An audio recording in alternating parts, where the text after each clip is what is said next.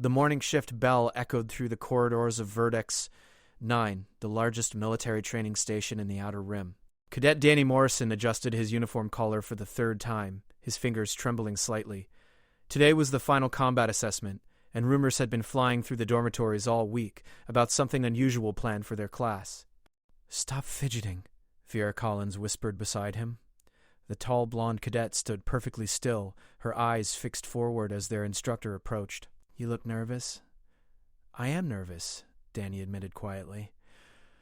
Around them, 60 cadets from 12 different species stood in formation on the training deck. The Kryn cadets clicked their mandibles softly, their insectoid bodies twitching with anticipation.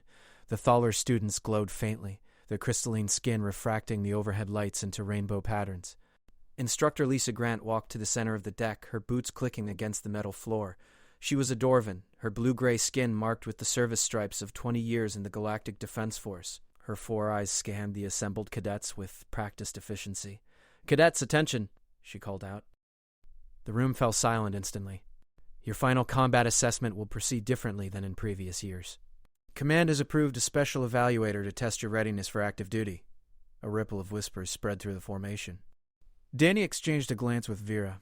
Special evaluators usually meant retired generals or combat veterans from the Great Wars. He had studied for weeks, memorizing battle tactics and defensive formations. "The evaluator arrives in 10 minutes, Lisa continued. "You will show proper respect and follow all instructions without question. This assessment will determine your final placement in the Defense Force. Some of you will serve on flagships, others will guard supply routes. Your performance today decides your future." She paused, her gaze sweeping across the cadets once more. "I have been informed that several of you have been spreading rumors about today's evaluator. Let me be clear, you know nothing. Assumptions will fail you. Prepare yourselves." With that, she turned sharply and left the deck. The whispers erupted into full conversations the moment she disappeared through the doorway. Za, a Kryn cadet who stood near Danny, leaned closer with his triangular head tilted. "I heard it is General Krax," Jix buzzed, his translator rendering his speech into Standard Galactic, "the hero of the Borderland campaign." No, Torval interrupted, his crystalline body humming with excitement. "My cousin serves on the command station. He said they brought in a combat specialist from the inner systems, someone who trains the elite forces." Danny listened but said nothing. He had learned early in his academy training that rumors rarely matched reality. Better to wait and see than to build expectations that would only distract him during the assessment. The minutes crawled by slowly. Danny ran through mental exercises, reviewing hand-to-hand combat sequences and tactical responses. Beside him, Vera stood motionless, her breathing steady and controlled. She had always been better at managing pre-assessment anxiety. The deck doors opened with a soft hiss. Every cadet's attention snapped to the entrance. What walked through surprised nearly everyone. A single human entered the training deck. He was not wearing a general's uniform or the formal dress of a high-ranking official. Instead, he wore simple gray combat fatigues with no rank insignia visible. He appeared to be in his 50s, with short brown hair streaked with gray and weathered skin that spoke of years spent under various suns. His eyes were calm, almost casual, as they swept across the assembled cadets. He walked with an easy stride, his hands relaxed at his sides. There was nothing threatening about his appearance, nothing that suggested the legendary warrior the rumors had promised. Disappointment flickered across several alien faces. A few Kryn cadets clicked their mandibles in what Danny recognized as dismissive humor. Torval's glow dimmed slightly. The human stopped in the center of the deck, exactly where Instructor Lisa had stood minutes before. He looked at the cadets for a long moment, saying nothing. Then he smiled, just slightly. "My name is Marcus Webb," he said, his voice carrying clearly across the deck without shouting. "I am here to evaluate your combat readiness. We will begin shortly." Zhai leaned toward Danny again. "This is the special evaluator?" "He is just a human. No offense to you, Danny, but humans are not known for combat superiority. You lack the natural weapons of a Kryn or the energy projection of a Thaler." Danny wanted to respond, but movement on the deck caught his attention. One of the Kryn cadets, a large warrior named Scrix, stepped forward from the formation. "Evaluator Webb, with respect, perhaps there has been an error. We were expecting someone with significant combat credentials." Marcus turned to face Scrix directly. His expression remained calm, almost friendly. "You want to see credentials?" "It would ease concerns," Scrix replied, his mandibles clicking. Marcus nodded slowly. Reasonable request. He looked around the deck, his eyes settling on Danny. Cadet Morrison, you are carrying a standard training scanner, correct?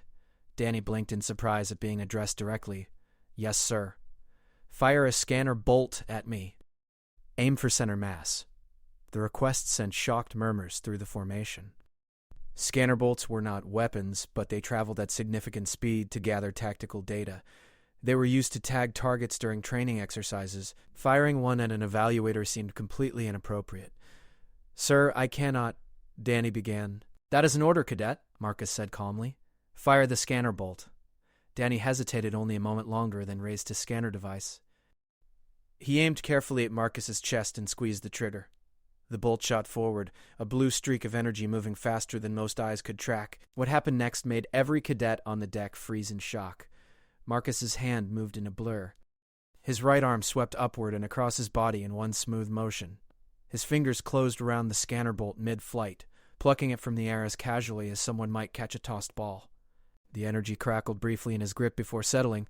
The entire deck fell into absolute silence. Marcus examined the scanner bolt, reading the data display on its side. He looked up at Danny with that same slight smile. Birth of the Earth, he said clearly. Try again. Danny's mind reeled. The scanner bolt had registered the age of whatever it touched through molecular analysis. Birth of the Earth meant the bolt had recorded approximately 4.5 billion years of data compression in the split second Marcus had held it. That was impossible. The human reaction time required to catch something moving that fast should not exist. Scrix's mandibles hung open. Torval's crystalline body had gone completely dim. Even Vera stood with her mouth slightly open, her usual composure shattered. Marcus tossed the scanner bolt back to Danny, who caught it clumsily. Humans evolved on a high-gravity world, Marcus explained to the silent cadets. We are persistence hunters. Our ancestors chased prey for days across open plains. We developed specific advantages, endurance, pattern recognition, and reaction timing, refined by millions of years of survival pressure. He walked slowly along the front row of cadets, making eye contact with each one. You assume combat superiority comes from natural weapons or technological advantages. Sometimes it comes from something simpler. Sometimes it comes from refusing to stop, from adapting faster than your opponent, from seeing patterns they miss. Marcus returned to the center of the deck. Now then, shall we begin your assessment? Marcus stood in the center of the training deck, his hands clasped behind his back. The cadets remained frozen in formation, still processing what they had witnessed. The casual demonstration had shattered their assumptions about the human evaluator in a matter of seconds. The assessment will test your ability to adapt under pressure, Marcus announced. You will work in mixed species teams. Combat scenarios rarely allow you to choose your companions, so neither will I. Instructor Lisa returned to the deck carrying a data tablet. She handed it to Marcus without a word, though Danny noticed a brief smile on her face. She had known what was coming. Marcus studied the tablet, then began calling names. Morrison Collins, Zix, Torval, you are Team 1. He continued through the list, assembling teams of 4 cadets each, deliberately mixing species and skill sets. Within minutes, 15 teams stood ready. Danny found himself standing with Vera, the Kryn warrior Jegs, and the Thaler student Torval. The combination seemed random, but Danny suspected Marcus had chosen more carefully than it appeared. Each team will enter the combat maze, Marcus explained, gesturing to the far end of the training deck. Large doors began to open, revealing darkness beyond. The scenario is simple. Navigate from entry to exit while completing 3 objectives. Environmental hazards will be active. Sensors will be limited. You will have 30 minutes. Zit clicked his mandibles nervously. What are the 3 objectives? You will discover them inside, Marcus replied. That is part of the test. Torval's crystalline body pulsed with dim light. This seems designed to favor certain species over others. How is that fair? Marcus walked closer to their team, his expression thoughtful. Combat is never fair, cadet. Enemies do not adjust their tactics to accommodate your weaknesses. They exploit them. This assessment determines whether you can succeed when conditions are not ideal. He stepped back and addressed all the teams. You will enter 1 team at a time. Your performance will be measured not just on completion, but on efficiency, cooperation, and adaptation. Team 1, you are first. Proceed to the entrance. Danny led his team toward the open doors, his heart pounding. As they approached, he could see the maze was 3-dimensional, with platforms at different heights, narrow walkways, and what appeared to be shifting obstacles. The interior lighting was minimal, creating pools of shadow between dim emergency lights. "Good luck, cadets," Marcus said from behind them. There was something in his tone that suggested they would need it. The doors closed behind Team 1 with a heavy metallic thud. Darkness surrounded them except for the emergency lights creating small circles of visibility. Danny activated his wrist scanner and immediately noticed the problem. "Sensors are almost useless," he reported. "Maximum range is 3 meters. "This is absurd," Jiggs buzzed, his antennae twitching. "My species relies on electromagnetic sense. It is being blocked." Torval tried to increase his luminescence to light the way, but the maze seemed to absorb the light. "Energy-dampening fields are active. I cannot project properly." Vera moved to the edge of the first platform, peering into the darkness ahead. "Complaining wastes time. We have 30 minutes. Let us move." She was right. Danny took a breath and focused. Marcus had demonstrated something important with the scanner bolt. Humans had evolved specific advantages. Pattern recognition was one of them. He studied the visible portions of the maze, looking for clues. The platforms were arranged in a seemingly chaotic pattern, but Danny noticed something. The support beams followed a rhythm, appearing every 5 meters. The walkways, though narrow, had safety rails only on one side, and that side always faced the same direction. "Follow me," Danny said, stepping onto the first walkway. "Stay close and watch for my signals." The team moved forward cautiously. Within minutes, they encountered the first objective, a locked panel requiring a 3-digit code. No instructions were provided. "How are we supposed to know the code?" Torval asked, frustration evident in his humming voice. Vera examined the panel carefully. "Wait, look at the wear patterns on the number pad." "Re-buttons show more use than the others." Danny leaned in. She was right. The buttons for 2, 7, and 9 were slightly more worn. That gives us the numbers, but not the order. 6 possible combinations. "Try the simplest pattern first," Vera suggested. 2, 7, 9. Danny entered the code. Nothing happened. He tried again with 9, 7, 2. The panel beeped and slid open, revealing a glowing marker inside. "Objective 1 complete," an automated voice announced. Jug clicked in approval. "You noticed what I could not. Impressive." They pressed forward, navigating narrow bridges and climbing between platforms. The maze seemed designed to challenge every species differently. Sections with low ceilings troubled Jiggs with his tall frame. Areas with loose grading affected Torval's crystalline feet. Tight spaces made Vera's broader shoulders a disadvantage.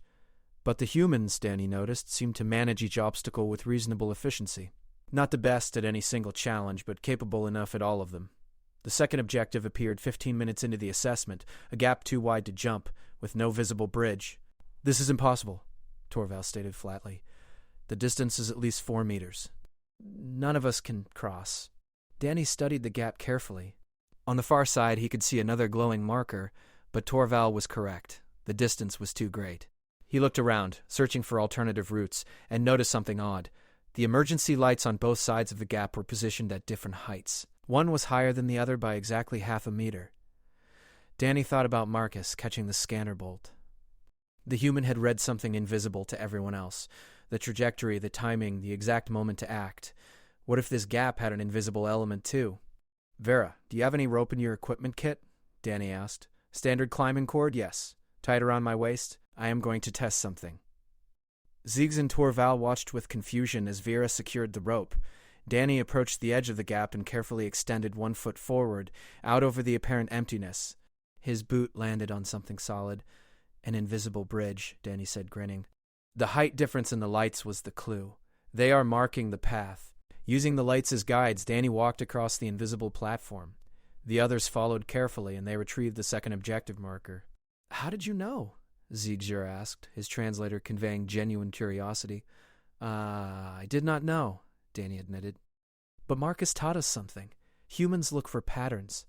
The lights were not random. Nothing in this maze is random. The final 10 minutes were the most challenging. The third objective required them to work together in perfect timing, climbing a vertical shaft where handholds appeared and disappeared in sequence. Jizz's climbing ability helped scout the route. Torval's residual luminescence, though dampened, marked safe holds.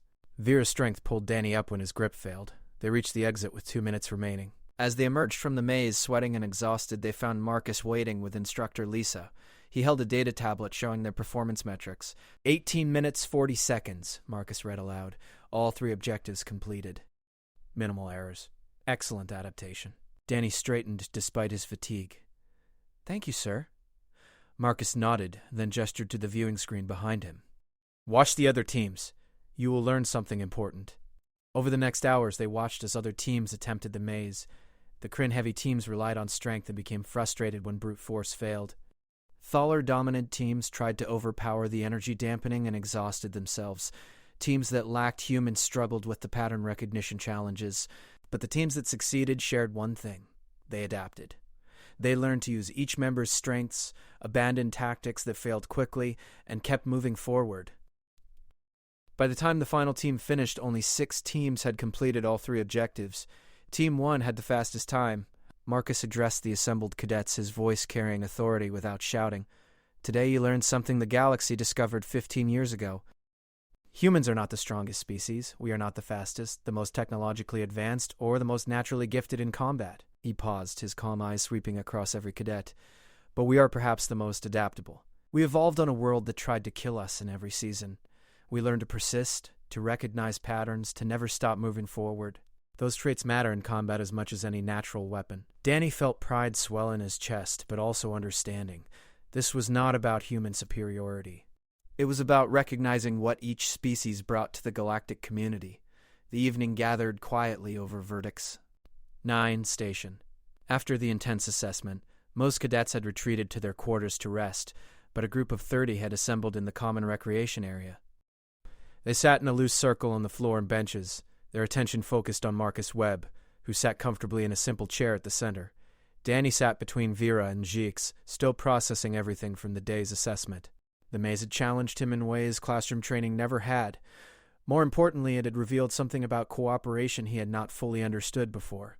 Evaluator Webb, Torval spoke up, his crystalline form reflecting the soft lighting.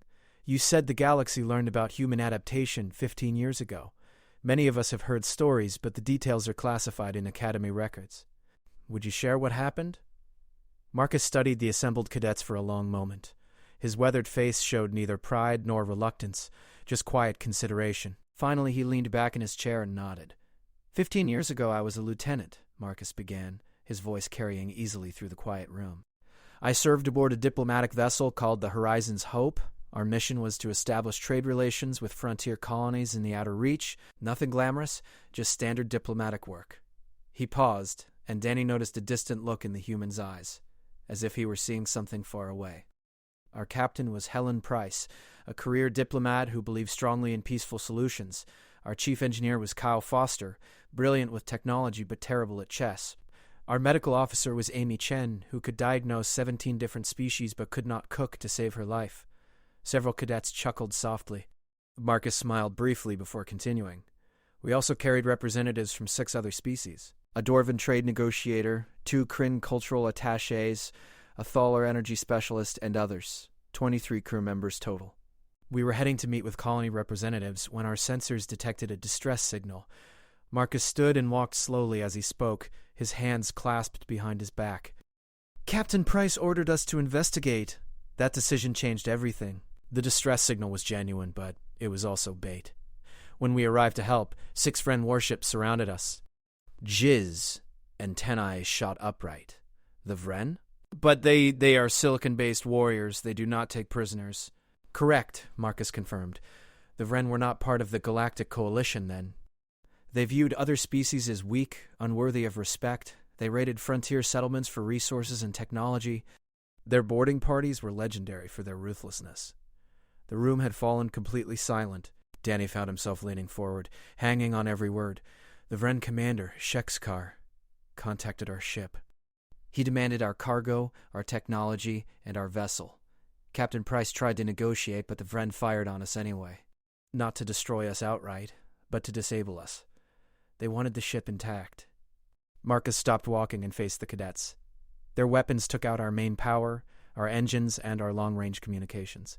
Life support switched to emergency backup. We were dead in space, 5 days' travel from the nearest Coalition patrol route. What did you do? A young human cadet asked from the back. We survived, Marcus said simply. Captain Price ordered everyone to emergency stations. Kyle began rationing power to extend life support as long as possible. Amy prepared the medical bay for potential casualties. I was assigned to security, protecting our most sensitive systems from Vren boarding parties. He sat back down, his expression growing more serious. The Vren did not board immediately. Shekskar was methodical. He waited, letting our life support degrade. The temperature dropped first. Then the air began to thin as recycling systems struggled with minimal power. Torval's glow dimmed with concern. That must have been difficult for all species aboard. It was catastrophic for most of them, Marcus agreed quietly. The Dorvan negotiator could not function properly in cold temperatures. His species evolved on a hot, humid world. The Krinotache struggled with the thinning air. They need higher oxygen levels than most species. The Thaler's specialist began to dim, his energy reserves depleting without proper environmental support. Marcus looked around the circle of cadets. But the 4 humans aboard? We were uncomfortable, cold, and breathing thin air. But we had evolved on Earth, where ice ages happened, where high altitude existed, where survival meant enduring harsh conditions. We kept working. Danny felt a chill run down his spine, and not from the temperature in the recreation area. Kyle maintained the power systems, working 18-hour shifts in freezing engineering sections. Amy cared for crew members suffering from environmental stress, using her own body heat to keep patients stable. Captain Price coordinated everything, refusing to sleep more than 2 hours at a time. And I waited. Waited for what? She asked. For the Vren to make their move, Marcus replied. Shekskar sent a boarding party on the 3rd day. 4 Vren warriors, each standing over 2 meters tall, their silicon-based bodies nearly impervious to standard weapons. They cut through our outer airlock and began moving through the ship. Marcus's voice remained calm, but Danny could hear the weight of memory behind the words. I positioned myself in the corridor leading to our computer core. The Vren wanted our navigation data, our diplomatic codes. I could not let them reach it. You faced 4 Ven warriors alone? Vera asked, her eyes wide. I did not face them, Marcus corrected gently. I waited for them. There is a difference. He stood again and demonstrated, moving to an open space. The corridor was narrow, only wide enough for 1 Vren at a time. I positioned myself at a junction where I could see them coming, but where shadows hid my exact location. Then I did what humans do best. I waited patiently. For how long? Another cadet asked. 17 hours. The number hung in the air like a physical presence. 17 hours of absolute stillness, waiting in a freezing corridor while life support failed around him. The Vren moved slowly through the ship, methodical and thorough. They checked every room, every access point. But I knew they would come to the computer core eventually, so I stood in that corridor barely breathing, conserving my energy, watching. Marcus's eyes seemed to look through the walls of the recreation area. My legs went numb after 8 hours. My fingers lost feeling after 12. The cold was intense. The air so thin I had to breathe slowly and carefully. But I remembered something my grandfather taught me when I was young. He looked directly at Danny. He was a hunter in North America back on Earth. He taught me that the animal that wins is not always the strongest or the fastest. It is the one that refuses to quit. Humans hunted prey by following them for days, never stopping, until the prey collapsed from exhaustion. Persistence is in our blood. The cadets sat transfixed. Even Instructor Lisa, who had entered quietly during the story, stood listening by the doorway. When the Vren finally reached my corridor, they were confident. They had encountered no resistance. They expected none. The first warrior stepped into the junction, his weapon raised. Marcus moved suddenly, his hand snapping out in a demonstration. I caught his weapon mid-swing, just like I caught that scanner bolt today. 17 hours of waiting for one perfect moment of action. The Vren was so surprised that his grip loosened. I took the weapon and used it to disable the power to their combat suits. You defeated 4 Vren warriors? Jik asked in disbelief. I did not defeat them, Marcus said carefully. I surprised them, took their technological advantage, and then I negotiated. I told them I had been waiting in that corridor for 17 hours without food, water, or warmth. I told them I could wait another 17 if needed. I told them that humans do not quit. He smiled slightly at the memory. Shekskar contacted me directly through the comm system. He asked how I had survived so long in those conditions. I told him about Earth, about evolution, about persistence hunting. Then I offered a deal, safe passage for my crew in exchange for non-military technology sharing. And he agreed? Torval asked. He did more than agree, Marcus replied. He ordered his warriors to stand down. He had his engineers help restore our life support. Then he and I sat in the ship's galley for 3 hours talking about our species, our worlds, our ways of war. Marcus returned to his seat. Shekskar said something I have never forgotten. He told me the Vren respect strength and they had seen human bodies as weak, but they had never encountered a species that could simply refuse to break. He said patience was a weapon they had not considered. The recreation area remained silent for a long moment. Finally, Danny spoke up. Is that why the Vren joined the Galactic Coalition? It was the beginning, Marcus acknowledged. That encounter started conversations. Within 3 years, the Vren signed the cooperation treaties.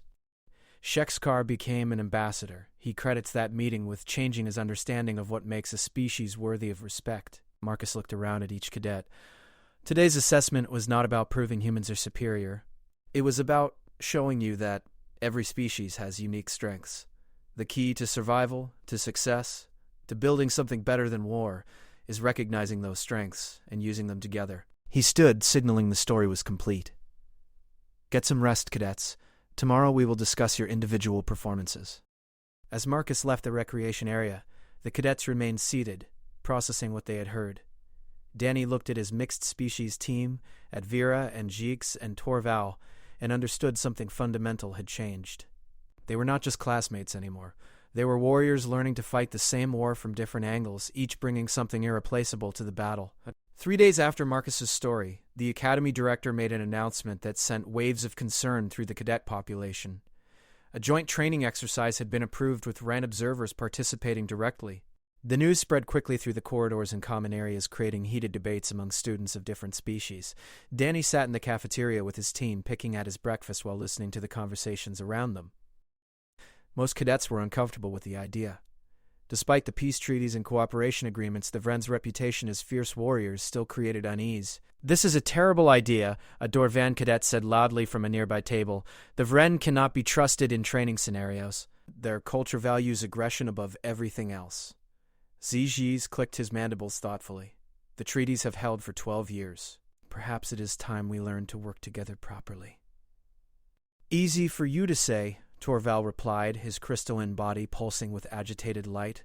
Your species did not lose colonies to Vren raids. Vera set down her fork firmly. Neither did mine, but holding on to past conflicts serves no purpose. The galaxy changes. We change with it or become irrelevant. Before the debate could continue, Instructor Lisa entered the cafeteria and approached their table directly. Morrison, Collins, Lang. Report to Briefing Room 7 immediately. You have been selected for the joint exercise. Danny's stomach tightened. He exchanged glances with Vera, who appeared calm as always, and with Kevin Lang, another human cadet who had performed well in recent assessments. Kevin was shorter than Danny, with red hair and quick nervous energy that contrasted with Vera's steady composure. They found Marcus waiting in the briefing room along with Academy Director Crix, a distinguished Thaler whose long service record was legendary. On the large view screen behind them, 3 Vren warriors appeared via live transmission. Their silicon-based bodies gleamed under harsh lighting, their angular features and towering frames creating an intimidating presence even through a screen. The central Vren stepped forward slightly. I am Shekskar, combat instructor for Vren Youth Warriors. These are my students, Krell and Tex. We have been assigned to participate in your joint training exercise. Marcus nodded respectfully. This is Cadet Morrison, Cadet Collins, and Cadet Lang. They will represent the human contingent. Sheksnor's dark eyes studied each human cadet carefully. You are young, untested. This concerns me. They are cadets, Marcus replied calmly. As are your students. This exercise is designed for learning, not for proving dominance. The Vren instructor seemed to consider this. Very well. What is the scenario? Director Crix activated a holographic display showing a detailed moon-based layout. The scenario simulates a catastrophic system failure at Research Station Ganymede. Life support is failing in cascading stages. Gravity stabilizers are malfunctioning. Oxygen recycling has been compromised. Both teams will enter the facility simultaneously from different access points. Your objective is to reach the central core and restore primary systems before complete failure occurs.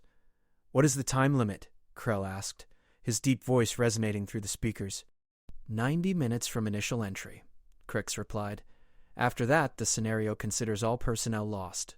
Shexnor's expression shifted into what might have been a smile.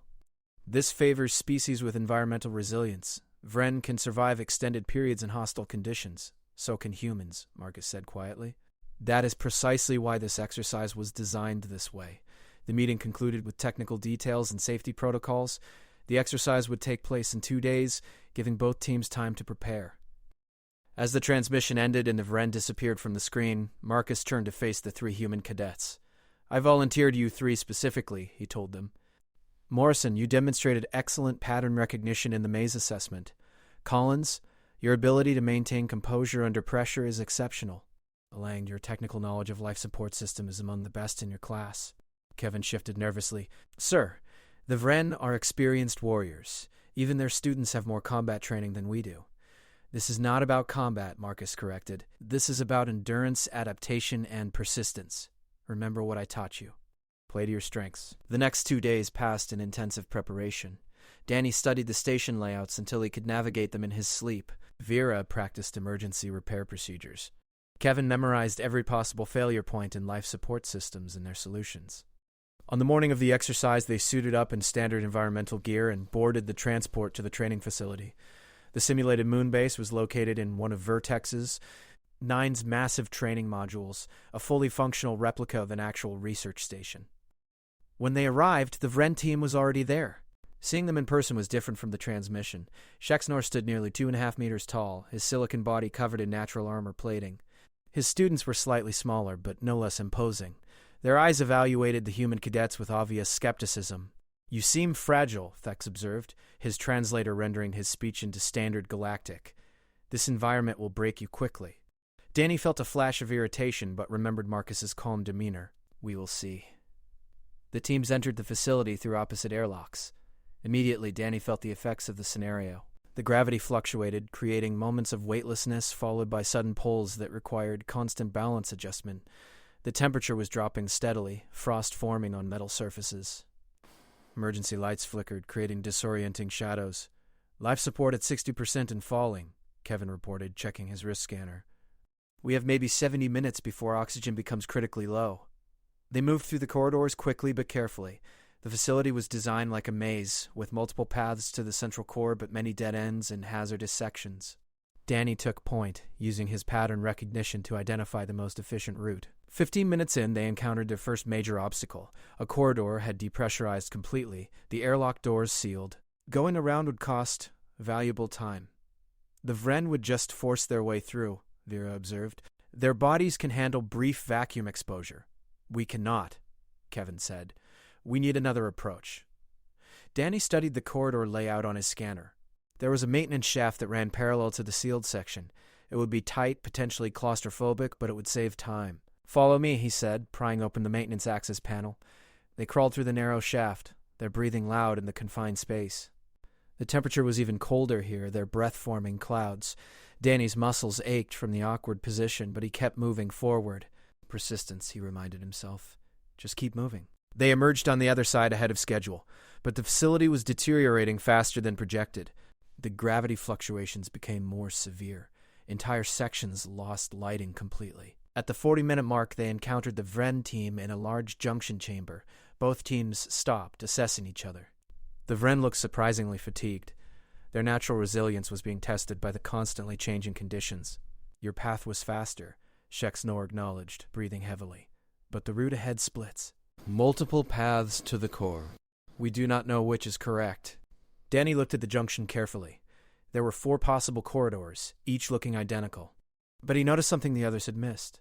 One corridor had slightly more frost accumulation than the others, suggesting more airflow, which would indicate connection to active systems. That one, Danny pointed. The frost pattern shows it leads toward functioning equipment. Shexnor studied the frost, then nodded slowly. Your observation is correct. Perhaps we should proceed together. 2 teams can cover more ground and solve problems faster. It was an unexpected offer, but Marcus's words echoed in Danny's mind. This was about cooperation, not competition. Agreed, Danny said. The combined team moved forward with new efficiency. When they encountered a locked security door, the Vren provided strength to force it open. When environmental sensors needed repair, Kevin's technical knowledge saved crucial minutes. When precise timing was required to cross a section with cycling gravity, Vera's steady composure kept everyone coordinated. They reached the central core with 12 minutes remaining. The control systems were damaged, but repairable.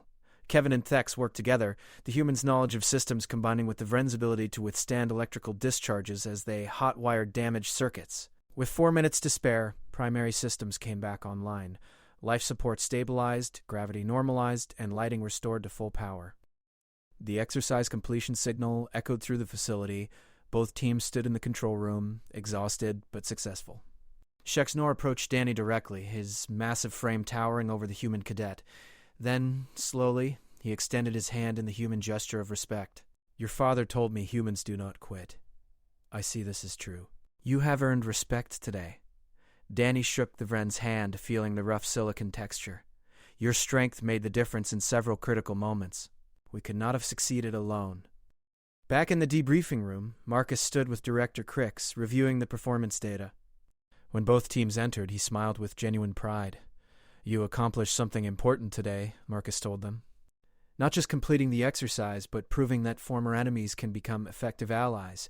The Vren learned patience from watching humans persist. Humans learned that strength has many forms.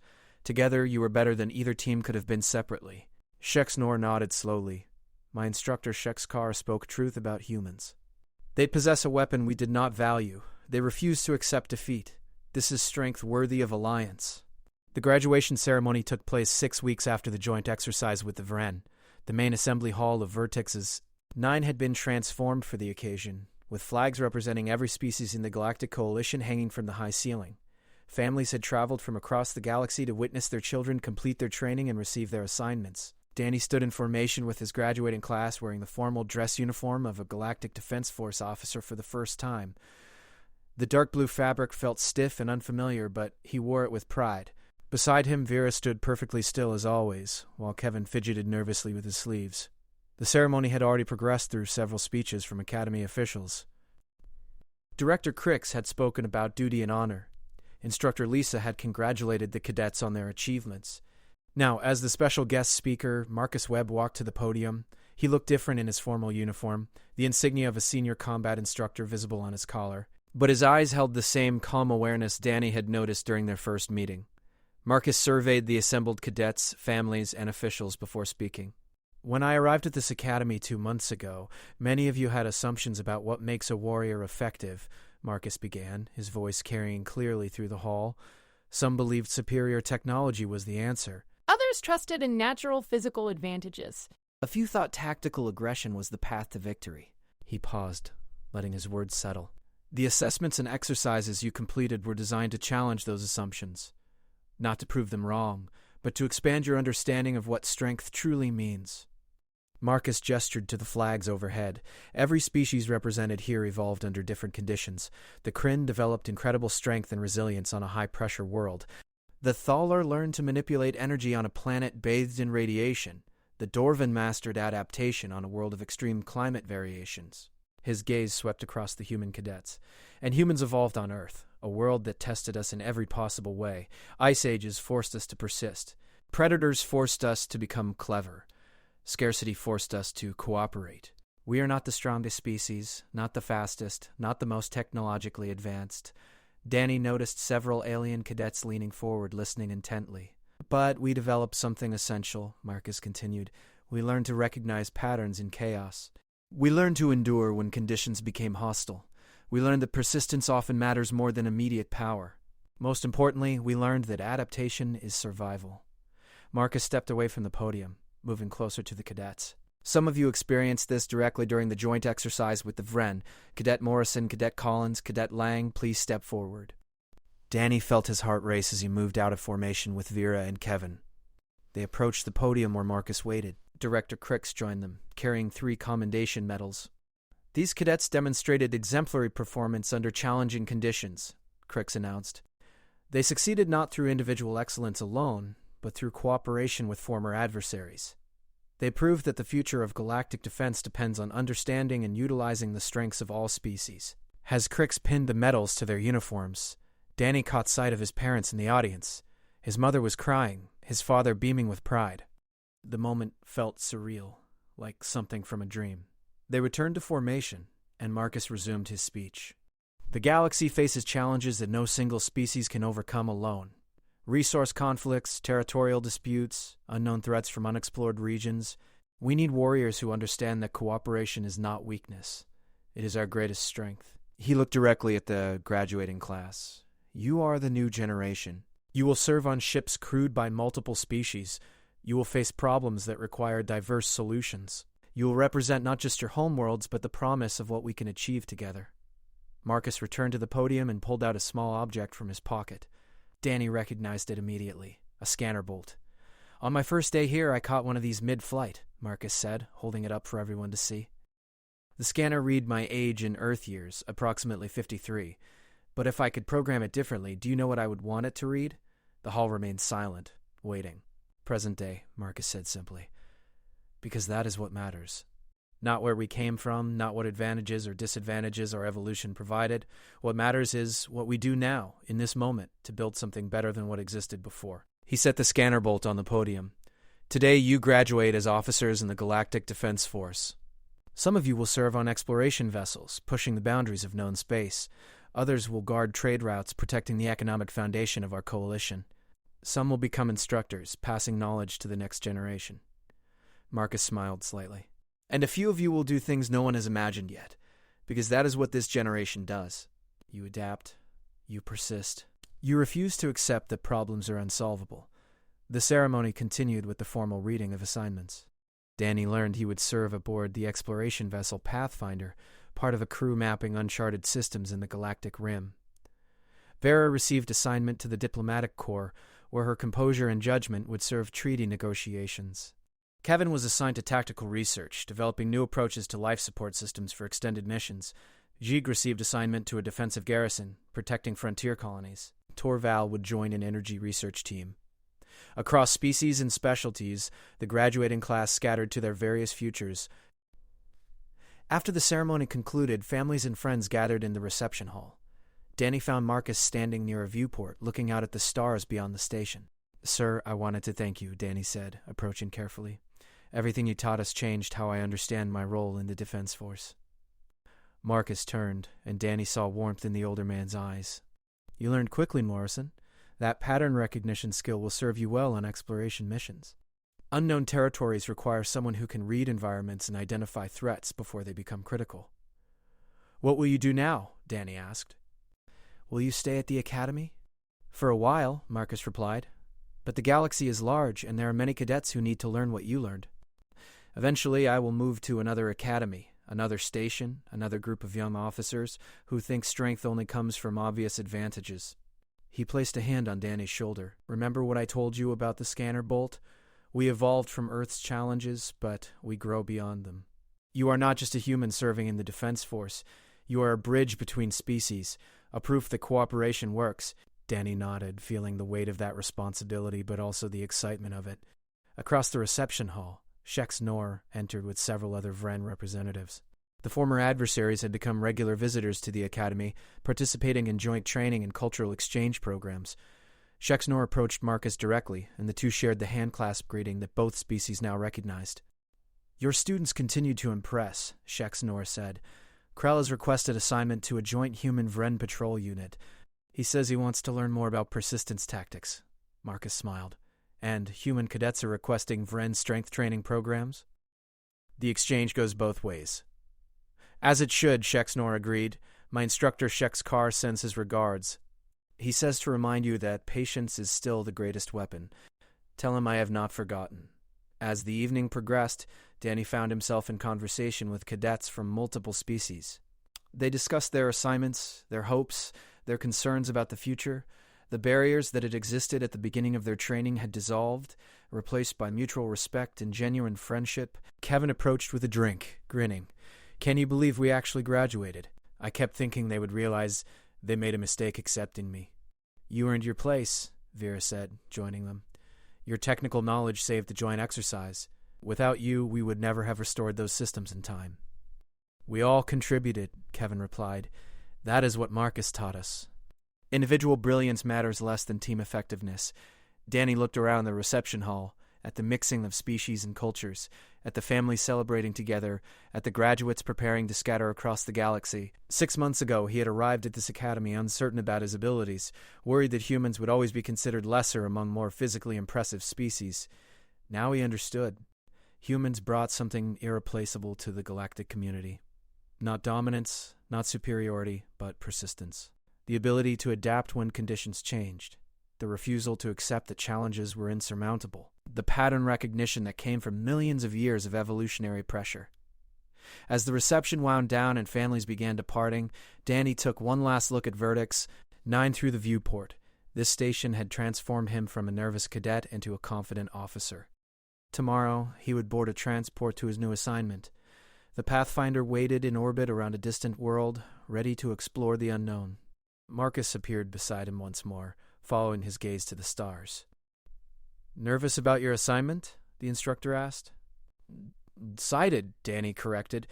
"The unknown does not frighten me anymore. You taught me to look for patterns, to persist when conditions are difficult, to trust in adaptation."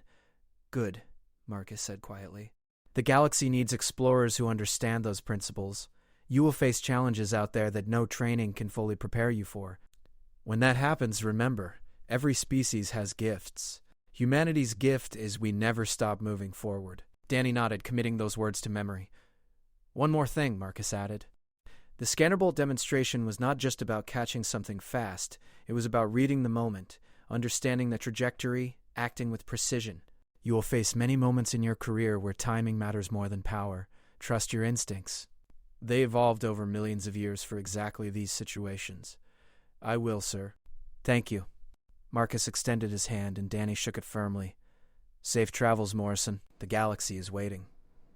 As Danny left the reception hall and headed toward his quarters to pack for departure, he felt ready. Ready for exploration, for challenges, for cooperation with species across the galaxy. Ready to prove that persistence mattered. Ready to be part of building something better than what existed before. The stars called, and he would answer. Just as humans always had, since the first moment they looked up at the night sky and refused to accept that the unknown was unreachable. He never stopped moving forward.